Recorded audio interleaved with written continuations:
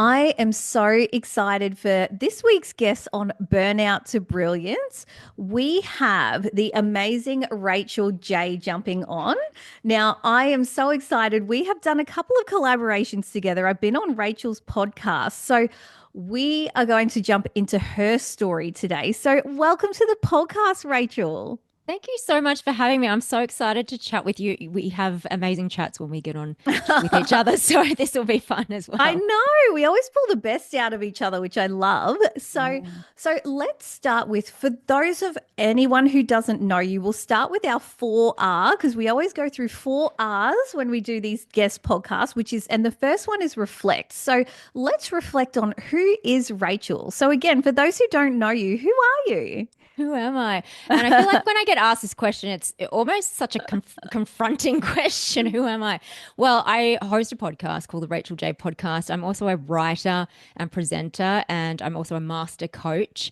And so I've been in the wellness space for over 10 years now. And so I really enjoy, sort of helping people in this space, in the wellness space. And, prior to all of that, I also was an actress. And so my previous life, I was working more in media and entertainment. So that's sort of the Neighbors. summary.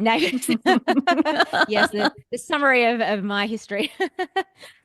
Yeah, amazing, amazing. And so the Rachel J podcast, what are the things that you talk about on there? Because I love some of the guests that you've had on. You've had some incredible people.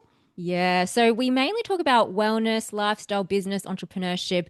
Obviously, I've had, some of my actor friends on there as well, and generally we speak about mostly the things that bring us together in terms of humans is our life lessons, also any defining sort of things that we've gone through in our lives in terms of wellness and also business that kind of shape, I guess, the trajectory that we're going in if you're a business owner, but also in terms of wellness, mental health, and all of those kinds of things. So they're the areas that I'm really interested in. So, Mhm. selfishly, it's a nice little conversation for me to have every week with people. But yeah, I love having those conversations. And you can see why Rachel and I are so aligned because we literally talk about so much of the same stuff, but we bring such, interesting perspectives to the space, I think, which is why we have such a fun time when we're together. So, well, that kind of nicely leads to our big topic of conversation today, which is your story. So, in my 4R formula, the second R is always about redefining. And sometimes this is a moment or something that's happened to us. So for you, and the things that you're doing, has there been a redefining moment or shift in perspective that have really kind of changed the trajectory of things for you? Yeah, and like we were saying before we hit record, there are so many moments I feel that I have had to become a new version of myself. But I feel like the one that's coming up to share with you is probably the moment from when I changed careers, obviously, from being an actress to moving into the wellness space. And I think for me, one of the big things that had to shift for me was letting go of the identity of being an actor. And that for me was a Mm. very, very big thing. I had been an actor for such a long time, and a lot of my identity had been wrapped up in that label of being an actor. And you do get a lot of significance from that career path. You are obviously a little bit more front facing in terms of your work and whatnot. But I'd spent quite a few years in LA living on and off there, and I ended up coming back to Melbourne. I actually, when I landed in Melbourne, I had an audition for Neighbours, and I that's when I booked. This is the second time I've appeared on the show, and so I went on to do that. And I feel like those moments there were not that I didn't have a great time filming the show, but that's when I started to transition into the wellness space. And I think perhaps having lived in LA and being immersed in that industry over there, it's quite different to Mm. being in Australia. And it's not to say that, LA was amazing, but there are certain aspects of the industry that are more outward focused, obviously. As an actor, you are selling your talent, selling who you are, and that's really your product in a sense. And so I think I had this deep kind of niggling that this wasn't going to be as fulfilling as if perhaps I were to help people. And I think, as an actor, yes, you can link it to being like, oh, well, we entertain people, and that's a Hmm. bit of escapism. And obviously, everyone loves to watch television and movies and that kind of thing, and I still love to this day. But then, I think there was a deeper sense in me to feel like I was doing something that was going to immediately impact people and help people, and that's where that shift started to happen, to moving into more of the wellness space. And how, for myself, really, one, on one end is looking at your own wellness, but then secondly, how can I make a more of a positive impact in people's lives beyond acting? And I felt like I could do that more in a different space. So Yeah. yeah, that was a bit of a redefining moment, I think. Well, and I'm curious. I like the way that you worded it. It was very diplomatic of you. I have to say, you were like, LA's a little bit more outward focused. Or Mm. however you wanted to say external focus, like compared to Australia. So I guess if I can be a bit more direct, did you find that if in my mind I'm like, was LA a bit more superficial than Australia, or did you find the working culture different? Because even outside of the acting industry, when I've had, say, people in certain corporate industries, when they go from here to the US or the UK, they're quite shocked because the culture might be a bit more rude or a bit direct, or like they feel unvalued. What was your experience from, I guess, the Australian acting culture and industry to going to the LA kind of industry? I think when I say externally focused, because it's not to say that there aren't pockets of LA that are very actually quite spiritual. So it depends on kind of which pockets you get into. I think in terms of the industry, it's entertainment business. It's a business over there, and because Australia, I feel in comparison, is a much smaller industry. Yes, it's a business here, but unless you are a full-time working actor in Australia, which the ones that are working all the time, and you'll see them on all the Aussie shows, those opportunities aren't sort of very they're not available for every single actor. Same with LA. Obviously, opportunities for actors are not overwhelmingly a lot, but I feel like it's just a business in LA. It's very much a business over there. And so it's not to say that there was, in terms of the industry, there was that much of a difference in terms of how they operate within.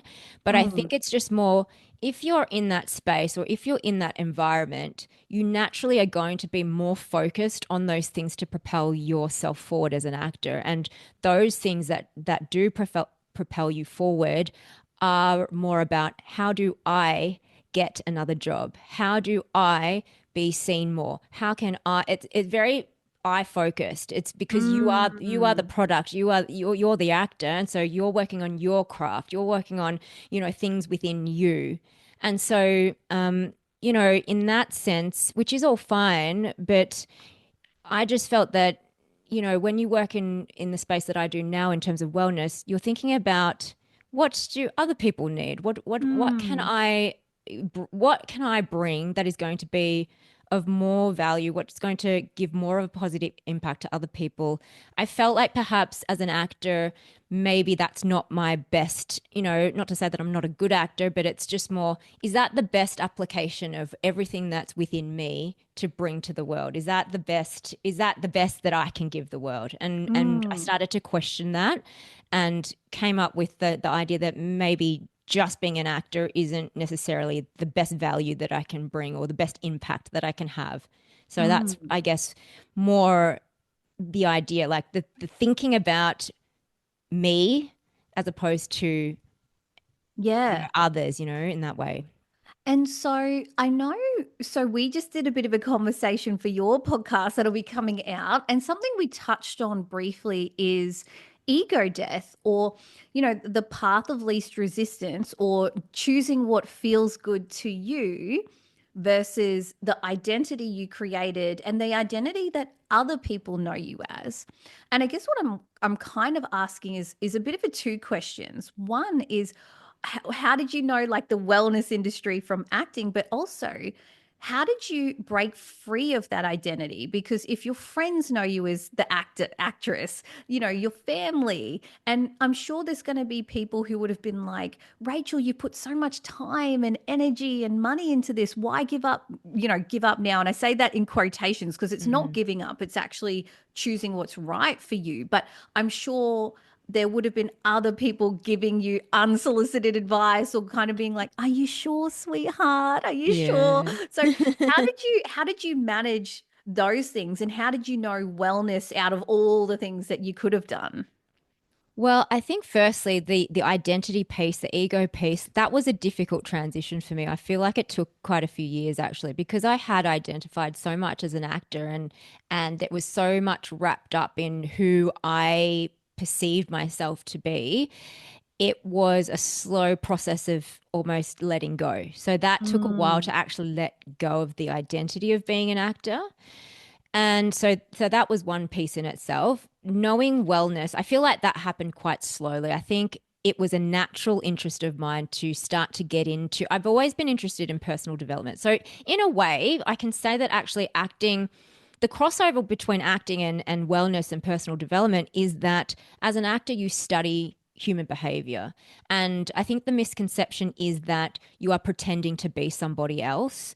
But what actually happens when you're studying the craft of acting is you need to actually understand why humans do the things that they do and what is driving them. What beliefs does this character hold? Why is she being this way? And you've got to look at that from an objective lens. So you can't have a judge. Just mm, say, for example, you're playing a serial killer or something like that.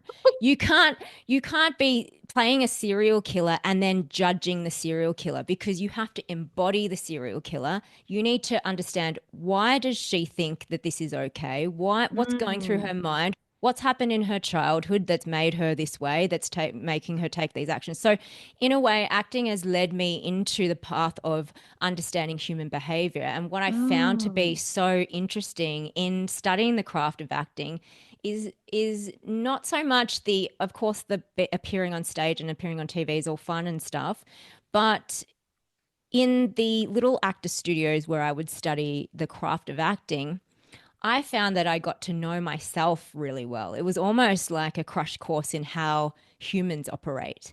And so, in a way, maybe acting led me into this space. And so then I wanted to learn more. I wanted to know more about, just for my own personal, interest in knowing, how do people, hey, why do people do this? Why are people doing this? Why does that person think this way? And why does this person think this way? And so it came from just a personal interest of wanting to grow myself as a human. And then it naturally expanded into all these different areas. So, I studied neuro linguistic programming, nutrition, Pilates. It's across a few different areas. But one thing that fundamentally ties everything together is how humans behave. So all of these outward things like movement or nutrition or mm. whatnot, it all comes back to the same thing. We all have patterns of behavior. We all do things in a certain way. What makes someone motivated to do something but not something else? Mhm. And that kind of is really interesting to me. So I guess it just came from a natural progression from what I had learnt from acting into my own natural interest in this space of human behavior. And Mhm. then the application actually, so the thing that ties it together is human behavior, but the application is different. So you study human behavior for the purposes of embodying a character and presenting it as entertainment, or you study human behavior and you apply it to help people better their lives. It's the Yeah. same thing in a way. Amazing. And so I absolutely love that. I'm so fascinated about acting because I'm always like, yeah, I feel like I get the characters. And at the time of this recording, there's Baby Girl coming out with Nicole Kidman. Oh, yes. And that character looks very interesting, where she's like this CEO who's risking everything to have this affair with like a younger intern, but it's very like there's a dominant and a submissive, and I want to go watch it because it seems very interesting. And Nicole seems to be one of those people who really gets into the character. But I guess that second part is I do want to go back to, because I think a lot of people can relate to this when you know what's right for you, you know the direction you're going, but dealing with other people and dealing with people who maybe knew the old version of Rachel, who is an actress, and you're like, oh, well, this is my new path now, or dealing with other people's judgments, or people going, again, are you sure, sweetheart? Like, do you want to change careers, sort of thing? How did you deal with that part of the ego and managing that as well? I think for me, around that transition, I don't think it came so much from other people's perception of it, to be honest. I feel like Mm, more what was happening was more my own judgment of mm, it. And, there's a certain, I mean, it can be seen in different ways, right? Acting, I think when you tell people you're an actress, especially, when you're younger, it's not something that everybody does. Not everybody sort of walks around and says, like, I'm an actor and that's what I do professionally. And so it does give you a certain element of significance, and you do feel like, oh, I'm a little bit different because not everybody is an actor, and like living in mm, LA, doing Hollywood and all that, that's not something that people do every day. But so for me, I think it was more about my perception of that importance of being an actor and that significance, as opposed to, being in the wellness space. You're not really, I mean, you can be a public figure, obviously, and you have a personal brand and whatnot, but it's a different thing. And yeah. so it wasn't so much that I felt like I got judgment from other people. I think I've always had supportive people around me to sort of encourage me to pursue whichever Mm, direction I wanted to go in.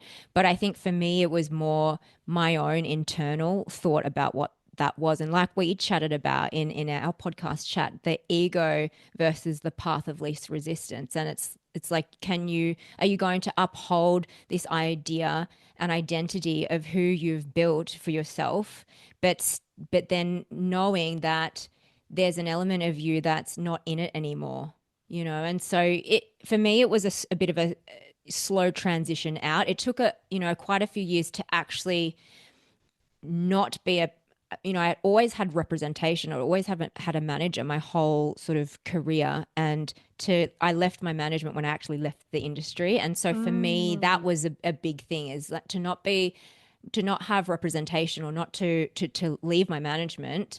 That was the point where I was like, I'm actually just leaving that version of me behind. But that took Mm. quite a few years. Like I held on for a while, and Yeah. I was doing both for a while. I was, still acting, and I was still doing wellness um, at the same time.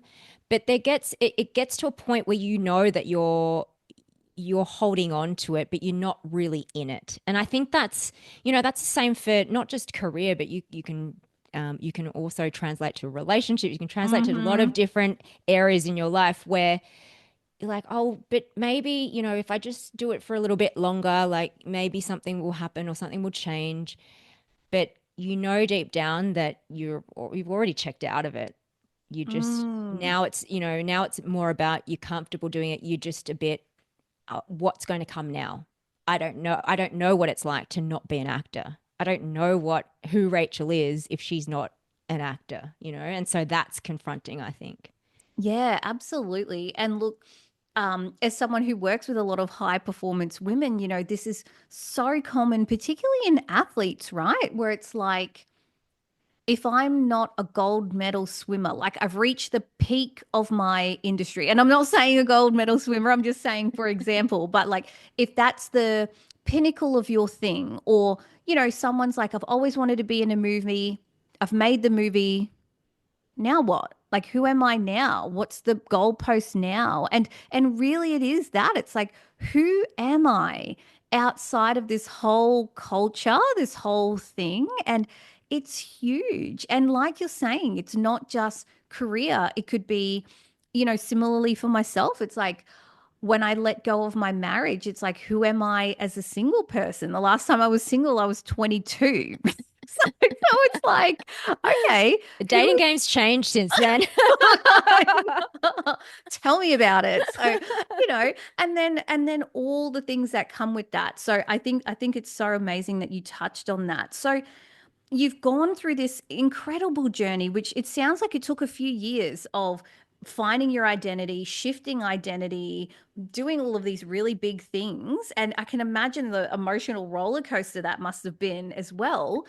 What things did you do to redesign your life so that you could go into wellness coaching and start a new industry and let go of this old identity? Was there anything that you were doing, or what kind of things? Yeah, lots of things. Because, firstly, I mean, aside from personal development, which I was looking into anyway, a lot of the things that I started to do were just simply the foundational basics of having a good wellness routine. So, adopting good nutrition, exercising regularly, all those kinds of things, which I sort of did sporadically, before, but I really wanted that to be a normal part of my life. That was a base foundation, non-negotiable. And so I really adopted all of these things, became, quite fit and healthy. I remember I used to watch people run along the beach and think, oh, why would anybody, firstly, decide to run? It looks horrible and, gross. But also, like, I wish I could run like that because it looks so effortless for them to be able to do that. And so, to be able to ingrain myself with essentially it's a new identity, new habits, right, that become normal Mm. to me. And so it started with those things, the foundational wellness things of just doing those things. But then, it started with nutrition, exercise, movement, and then, all the mindset stuff, meditation, journaling, things that I do daily now that I don't have to think about it because I just do it. But also, I've always come from the perspective of, if you are to lead people, or if you giving advice to people, then my personal perspective on it is that I would like to lead by example. So I don't feel like I can be giving advice or giving tips to people if I'm not personally doing them myself. And so that's kind of where the base of it started. And then, yeah, almost it's just like recreating a whole new person. And I would say that starts from just me as a person rather than the career necessarily. So the coaching and all of that kind of stuff comes after you do it for yourself in a way. And so I think I had to more so become that person first. Yeah, yeah, Mm. absolutely. And I think this kind of ties into James Clear, Atomic Habits as Mm. well, right? He sort of talks about if that same example of like running, for example, someone who identifies as I'm now a runner. Mm. It could be day one that they're starting to run, but they're like, you know what? I'm putting on running gear. I'm up early. I'm going for a run. That is the identity of a runner, and that's who I am versus someone who's like, oh, I'll never be a runner, but I'm just going to start running and I'm just going to try. Like it's a very different kind of shift, and I love that even the ritual of all these wellness things, like you're saying, like taking care of yourself, nutrition, no one can take that from you. Like, Mm. regardless of the job you have, the money you make, the relationship you're in, that's things that no one can take from you. And I think that's really where the strength comes, because I think a lot of the clients I work with, we look at their spirituality, and when I look at that, I'm not just talking about what are your beliefs or anything like that. I'm really talking about what are your rituals that make you you. And a lot of them are like, I don't really have any. I'm like, do you have a special place that's your place when you want to go ground yourself or connect, you go there? Oh, kind of, but and I was like, "Oh, when's the last time you've been there?" "Oh, probably about 6 months ago." And it's like we all need these parts of ourselves that aren't connected to the external, like we're talking about, that just make Rachel Rachel or Sheena Sheena, that no one can take from us, so that when shit does hit the fan, when we have, maybe someone passes away unexpectedly, I know I need to go work out and just go to my space and chill out. I have a spot on the beach that I just go sit near a tree. That's my spot. But that would be where I would go if someone I love passed away, or I needed to write a letter or something. And I think I love that you talk about I just needed to get those foundations and those basics sorted, because that's exactly where you should go. And I absolutely love that. And I hope anyone listening is thinking about that for themselves too. Like what makes you you outside of the career stuff, the relationship stuff, that if something happened, you could always come back to those foundational pieces. And so I guess that goes really nicely towards our final R, which is about realignment. So do you ever find yourself I mean, because we've spoken a lot about ego today, but when you catch yourself slipping into old patterns or falling into old habits, what do you do to kind of stay in this really grounded place? Or when you find that your foundations are slipping, maybe, how do you stay in a good and healthy place? I think the first thing is awareness. And I know this is going to be, this is kind of one of the hardest things I think to pinpoint because you've got to be in the moment to realize that you are in a pattern. And, I feel like one of the things actually more recently that's come up in terms of patterns is when you hit limitations, and if you hit, oh, I don't know why that's happening. Oh, for those who are watching this, like some little, it looks like almost like a Facebook, like Little down thumb. emoji comes out. I didn't do a thumbs down, by the way, but Yeah, yeah, anyway. yeah. We're on Zoom, so I don't know why that's happening. But anyway, yeah. Anyway, yeah, so when you come up against I feel like limitations, for example, there's a certain default and with anything, with any pattern you have, right? There's a default reaction that you go to.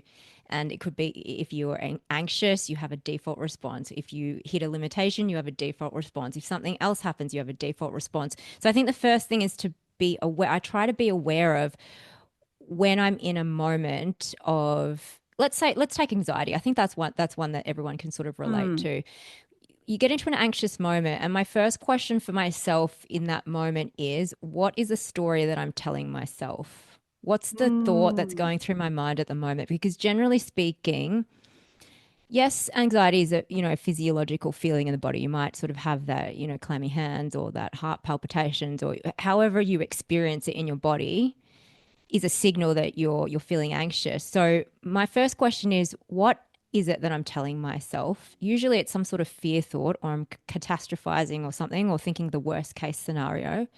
And then I'll usually try and flip it to say, but what if it all works out? mm. And we very rarely default to that. We Yeah. always tend to default to the worst case scenario. So, what if it all works out? What if that's not true? What if that worst case scenario that you're telling yourself isn't actually true? What if you had generous assumptions about whatever this thing is? And that would immediately sort of dissipate the physiological feeling. But you obviously got to keep repeating that. So I think and I'm just using that as an example because our patterns, we have so many different patterns in different things.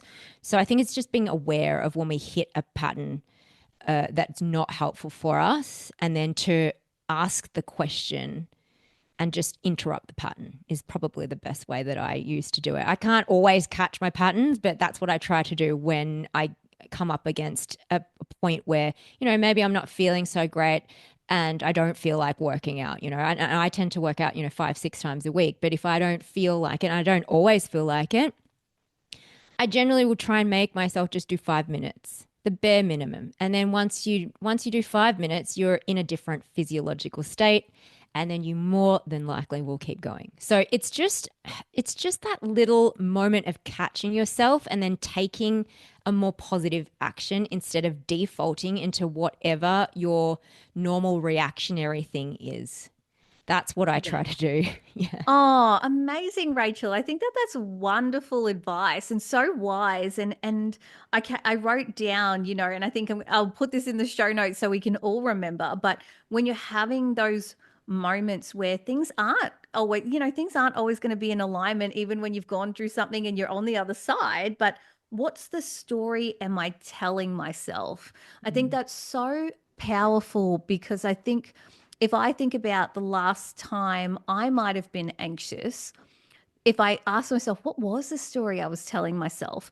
I think for a lot of us, it comes back to my I'm not good enough story. And we all have one or several, we all have them. Every single person on the planet has them. And again, awareness is key of like, I know what my not good enough story is, and it's probably activated right now. And I think it's great if you can get yourself back to that space, but also having those safe people, right? Like, there are certain for just just being out there like in certain situations I'll call my mum because I know she'll make me feel better, and then there's certain situations where she might not be the person who's going to make me feel better. And I Mm. think it's knowing what situations can I make myself feel better, and then who are those people that I can go, oh my God, this just happened in my business, or this just happened on social media, or I just had a troll call me out on whatever, right? And knowing what can I do for myself, which is a great thing. What story am I telling myself right now? I think that's wonderful. And then, yeah, having those people who can regulate you, because not everyone's going to have a great response if you go to someone and they're like, of course you got trolled. Why would you even put yourself on social media? Like, you don't want someone who's going to react like that. It just makes the situation worse. So, Rachel, I have loved this chat. It's always so deep when we get together. I love it. So, for people who want to learn more about you, your story, hear more about all the things you talk about, where can they find you? I think the best place to go is the podcast, which is called the Rachel J Podcast, and you can find it on Apple or Spotify. My website is racheljay.co, and you can find me on Instagram as well. So at RachJ, it's double underscore. And I kind of hang out mostly there. I am on TikTok, but I feel like TikTok's just another world. So I'm applauding you for getting on there.